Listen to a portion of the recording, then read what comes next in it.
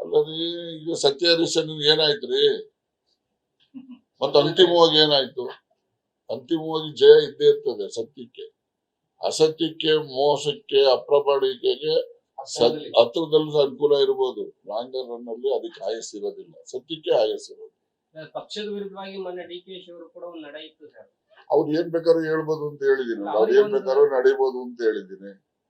ಈಗ ನೋಡಿ, ಕೆಲವು ಜನಕ್ಕೆ ಒಂದೊಂದ್ ಶಕ್ತಿ ಇರ್ತದೆ, ಒಬ್ಬೊಬ್ರಿಗೆ ಒಂದೊಂದ್ ಶಕ್ತಿ ಇದೆ. ನಾವು ಸತ್ಯ ಹೇಳಿ ಅರಗಿಸ್ಕೊಳ್ಳೋ ಶಕ್ತಿ ನಮ್ಗಿಲ್ಲ. ಅವರು ಏನ್ ಹೇಳಿದ್ರು ಕೂಡ ಅರಗಿಸ್ಕೊಳ್ಳೋ ಶಕ್ತಿ ಇರ್ತದೆ, ಹೇಳಿರ್ತಾರೆ. ಅದಕ್ಕೆ ನಾನೇನ್ ಕಾಮೆಂಟ್ ಮಾಡಕ್ ಹೋಗೋದಿಲ್ಲ. It is his capacity. ಅದು ಜನ ತೀರ್ಮಾನ ಮಾಡ್ತಾರೆ. ಜನ ಚರ್ಚೆ ಮಾಡ್ತಾ ಇರೋದು ಅದೊಂದು ಹೇಳಿಕೆ ಅಷ್ಟೇ ಅಲ್ಲ, ಏನೋ ಇದರಿಂದ ಇದೆ, ರಾಜಣ್ಣ ಅವ್ರನ್ನ ಒಂದು ಹೇಳಿಕೆಯಿಂದ ತೆಗೆದಾಕಿಲ್ಲ ಅಂತ. ಅದು ನೋಡಿ, ನನಗೂ ಅದೇ ಅನ್ಸುತ್ತೆ. ನಾನು ರೈಟ್ ಫ್ರಮ್ ಬಿಗಿನಿಂಗ್ 3 DCM ಹೇಳಿದೆ, ಆಮೇಲೆ ಹನಿ ಟ್ರ್ಯಾಪ್ ಬಗ್ಗೆ ನಡೆದಂತ ಪ್ರಯತ್ನದ ಬಗ್ಗೆ ಹೇಳಿದೆ. ಇವೆಲ್ಲ ಇದ್ದೇ ಇದಾವೆ, ಇವೆಲ್ಲ ಕಾರಣಗಳು ಇರ್ತವೆ.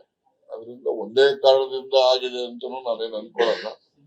ಆಗ್ಲಿ ನಡೀಲಿ. ಈಗ ಅಧಿಕಾರ ಹೋದ ಕ್ಷಣಕ್ಕೆ ಏನ್ ತಿರ್ಗಾ ಬರೋದಿಲ್ಲ ಅಂತ ಏನಿಲ್ಲ, ಸಂದರ್ಭ ಬಂದಾಗ ಬರ್ತದೆ.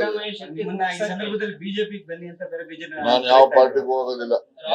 ನಾನು ಕೇಳ್ಬಿಡಿ, ನಾದೊಂದು ನಿಮ್ಗೆ I wanted to make it very very clear. ಇರಪ್ಪ ನಡಿ, ಅವ್ರು ತಿಳಿಕೊಡ್ತೀನಿ.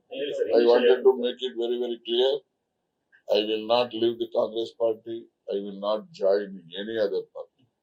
Why should I join? Congress has given me everything. ಗೊತ್ತಾಯ್ತಾ? ನಾನು 2004ರಲ್ಲಿ ನಾನು MLC ಸಿಟ್ಟಿಂಗ್ ಮೆಂಬರ್ ಇದ್ದೆ.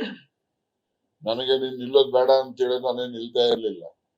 ನನಗೆ ಟಿಕೆಟ್ ಅನ್ನ ಕೊಡೋ ಅಂತದನ್ನ ತಪ್ಪಿಸಿ ಆಗ ಉಗ್ರಪ್ಪನವ್ರಿಗೆ ಕೊಟ್ರು. ಅದನ್ನ ಪ್ರತಿಭಟನೆ ಮಾಡಿ ನಾನು ಆಗ ಕಾಂಗ್ರೆಸ್ಗೆ ಈ ಜಿಲ್ಲೆನಲ್ಲಿ ಬುದ್ಧಿ ಕಲಿಸ್ಬೇಕು ಅಂತ ಹೋದ ಪ್ರಯುಕ್ತನೇ JDS 9 ಗೆದ್ದಿದ್ದು, ಕಾಂಗ್ರೆಸ್ 1 ಗೆದ್ದಿದ್ದು. ಇನ್ ಮುಂದೆ ಯಾವುದೇ ಕಾರಣಕ್ಕೆ ನಾನು ಕಾಂಗ್ರೆಸ್ ಪಕ್ಷ ಬಿಡೋದು ಅಂಶನೂ ಇಲ್ಲ, ಬೇರೆ ಯಾವುದೇ ಪಕ್ಷಕ್ಕೂ ಕೂಡ ಸೇರ್ತಕ್ಕಂಥದ್ದು ಅವಶ್ಯಕತೆ